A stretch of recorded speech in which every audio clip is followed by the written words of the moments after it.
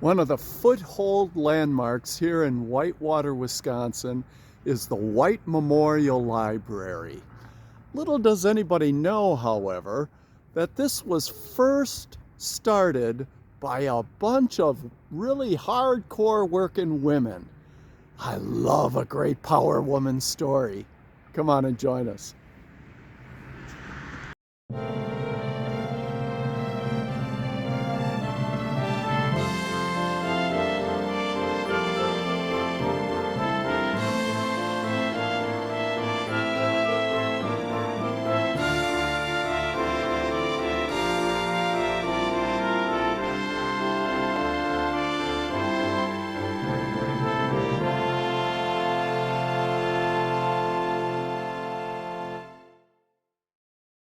The White Memorial Library, which is now known as the Whitewater Cultural Arts Center and home to Whitewater Community TV, was built in 1903 to 1904.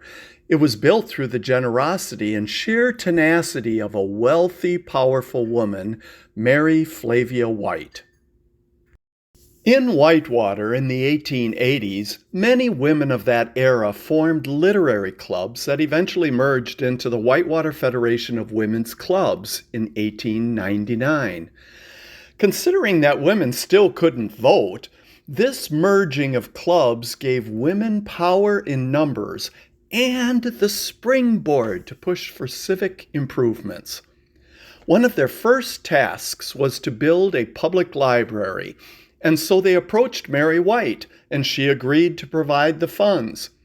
It was a whopping $15,000, which in today's dollars would be about $547,760.71, approximately. But in order for the city to receive the donation, Whitewater had to make a commitment to fund and support the library operations. Yeah, way to go, women.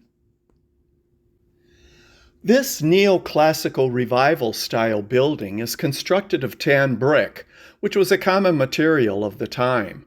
The library has a hipped roof with a decorative cornice laying underneath. Its balanced column structure and protruding gable at the main entryway is very typical of the neoclassical style. The windows all around the building feature wooden, cross-pattern muntins and have stone lintels and sills for its window frame. The building was designed by the Madison-based architectural firm of Claude and Stark. This firm designed over 175 buildings in Madison alone and over 17 public libraries throughout Wisconsin and Minnesota. Examples include, here in Wisconsin, the Aram Public Library in Delavan, the Monroe Public Library, the Baraboo Public Library, and in Minnesota, the Carnegie Library in Aitkin. With nearly twin libraries, both here in Wisconsin and in Minnesota, how can you possibly, as a Packer fan, hate the Vikings?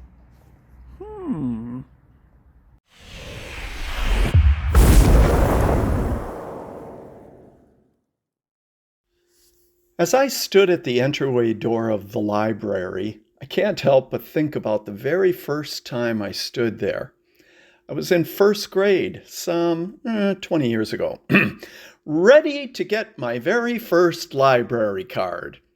When I entered, this huge desk protruded across my vision, along with the musty smell of books and the creaking of old wooden floors. I was surrounded by huge bookcases and wooden tables and chairs.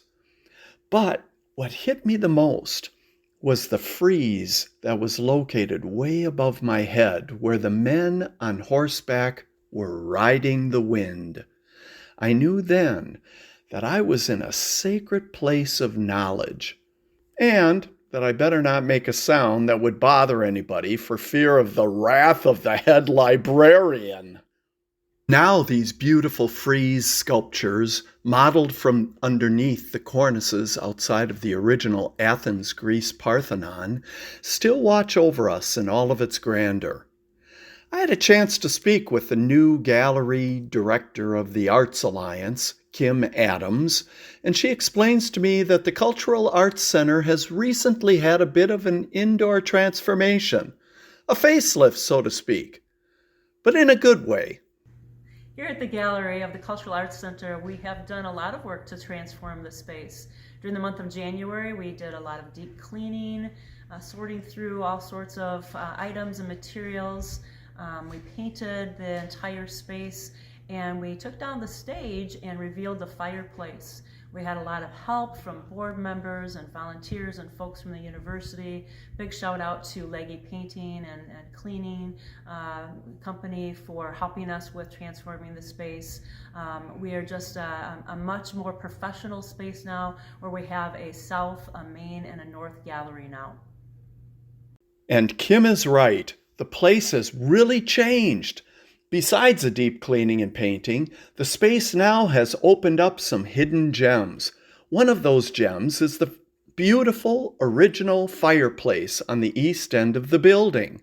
And right there above the fireplace is the plaque of Mary Flavia White, memorialized for her work and donation. It seems as if the space is much more open and free now to roam and focus on the artwork of the monthly art exhibits. It's as if the elegance of the building now merges with the artwork, giving it a true museum feel to the gallery.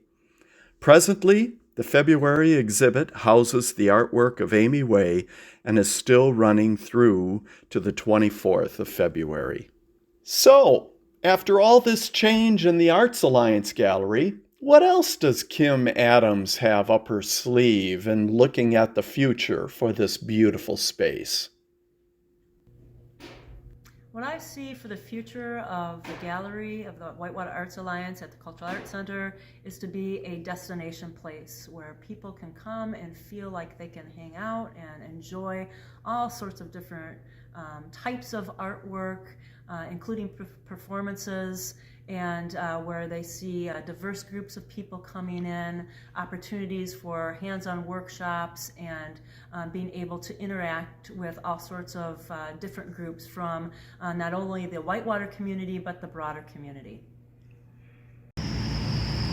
From a library that oozed knowledge and kind of intimidated the pants off of little ones like me, to a now really cool artists gallery here in Whitewater, the White Memorial Library. What a fantastic Whitewater landmark.